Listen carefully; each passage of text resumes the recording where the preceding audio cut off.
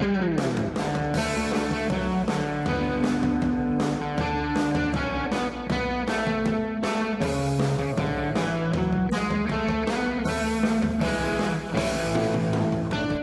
to the How to Live in Denmark podcast, episode number 1. I'm Kaysander Mellish. Today we're going to talk about summer in Denmark. There isn't one. Well, that's not true. Today is summer. The sun is shining and I can see a guy out the window wearing a t-shirt. Yesterday was not summer. It was cold and raining and I wore my winter pajamas. But last week it was summer for 3 days in a row. So you never know. The truth is, here in Denmark, the weather can go from rainy and freezing to sunny and too hot to rainy and freezing again, all within an hour. That's why when you go out in Denmark from May to September, you carry a large portion of your wardrobe with you. You always want a jacket or a sweater, and if you're wearing shorts, you probably want a pair of jeans just in case it gets windy, and maybe a scarf. Of course, if you're wearing jeans, you want to take along some shorts or a skirt, so you don't get all sweaty if summer arrives. Say, suddenly, in the middle of a Tuesday afternoon. It can happen. So you're carrying quite a lot of clothing with you. If you have kids, as I do, you've got to carry the same package for each of them. It all adds up to a very big backpack. Even if it doesn't have a summer, Denmark has some wonderful summer traditions. One of them is called sommersild, or summer herring. Now, there's a lunchtime casserole with the same name, but that's not what I'm talking about. No, this summer herring is a regular feature in the Danish media. It involves going out to a beach or a park on a sunny day and finding some attractive young women wearing no clothing or not very much clothing, and then coming up with a news story that provides an excuse to take pictures of them. I have seen summer herring asked about their opinion on global warming, immigration, educational reform, which they express while wearing a bikini, or not wearing a bikini.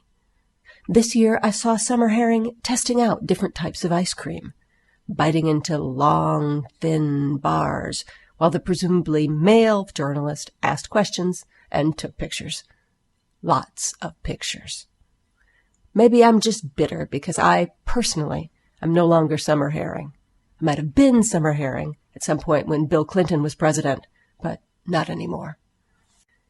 Another great Danish summer tradition is strawberries, and this time I'm really talking about something to eat. The local strawberry season is about 2 weeks long, and it's so exciting when the first Danish strawberries arrive in June. They are gorgeous, deep, ripe red, and they taste sweeter than any candy. The strawberry season rolls out slowly, and at first they're expensive, around 35 crowns a pint. And then as more come in from the fields, they get cheaper, 25 crowns, 15 crowns. If they get down to 10 crowns, you should buy a bunch and freeze them. You can make strawberry daiquiris in January. But for now, enjoy the summer, or what there is of it. Laugh at the people driving top-down cars they can only use for 2 weeks a year. Grill sausages outdoors and drink a nice cold Carlsberg beer. Hang out at Tivoli and hang from its golden tower. And don't forget to carry your wardrobe with you. The How to Live in Denmark podcast is sponsored by KXM Group, English Communication in Copenhagen. If you have a Danish company doing business outside Denmark, we make you look good in English. Read more at kxmgroup.dk. The music for this podcast was arranged by George Glavis. Subscribe to this podcast on iTunes. See you next time.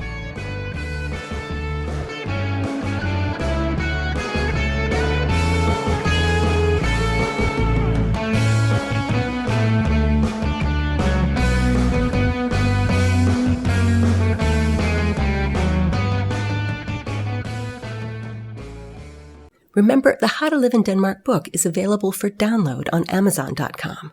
You can read it on any phone or tablet. All you need is the Kindle app, and the Kindle app is free.